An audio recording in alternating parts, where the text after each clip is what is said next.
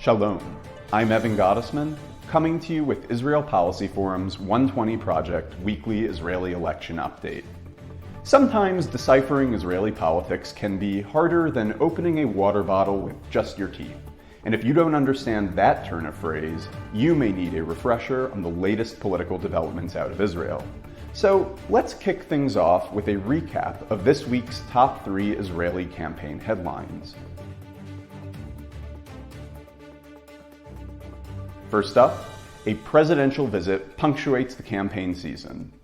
Joe Biden landed in Israel on Wednesday, along with members of his presidential staff, at least those who were afforded the luxury of having stairs to get off of Air Force One. President Biden met with Prime Minister Yair Lapid, alternate Prime Minister Naftali Bennett, and opposition leader Benjamin Netanyahu, among other notables. And while Biden was giving a speech to Israeli officials at Ben Gurion Airport, Benny Gantz attempted to unseal a water bottle using only his teeth. But the defense minister's dynamic dental display, try saying that 5 times fast, proved unsuccessful.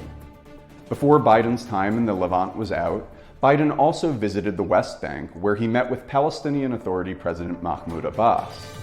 Before the American president arrived, Abbas had received a call just a few days prior from Prime Minister Yair Lapid, the first such high-level call between Israeli and Palestinian leaders in half a decade.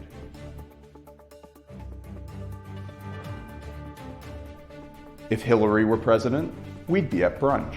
And if Bibi were prime minister, Israelis would be in Saudi Arabia, or so the opposition leader and ex-premier would like voters to believe.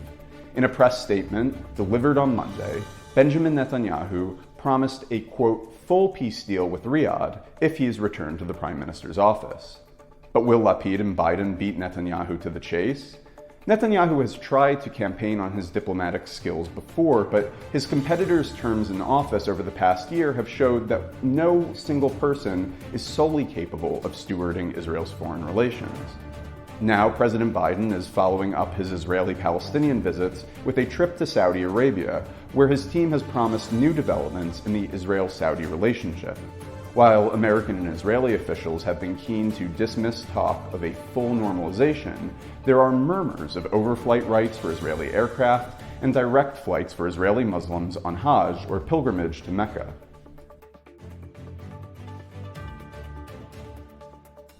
Up next, is it merger season already? Late last week, Benny Gantz and Gideon Sa'ar announced that their Blue and White and New Hope parties, which were both members of the outgoing Israeli government, would be merging.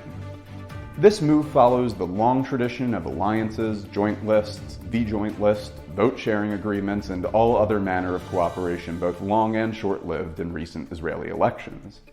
The Gantz-Sa'ar merger will spare New Hope from a likely poor fate of falling short of the 3.25% electoral threshold, at least as of current polling.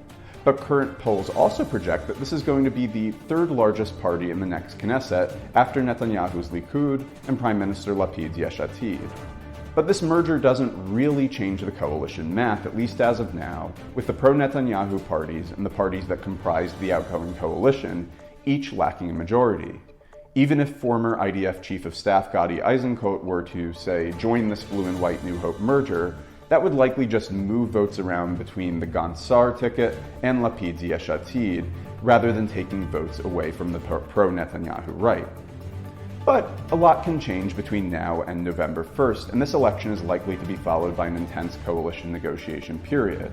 There are many things shaking up, leadership transitions in parties, for example, Meretz, Nitzan Horowitz has resigned as head of the party, and that is going to see a primary coming up, so we'll have to see. But maybe the polls can clear things up.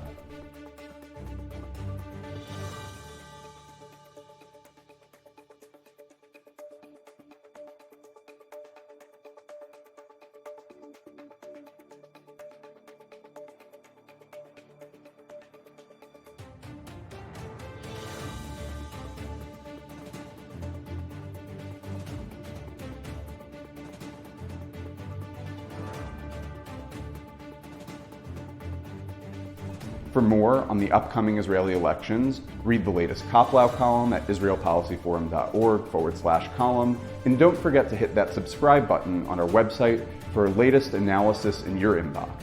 Until next week, I'm Evan Gottesman for Israel Policy Forum, signing off.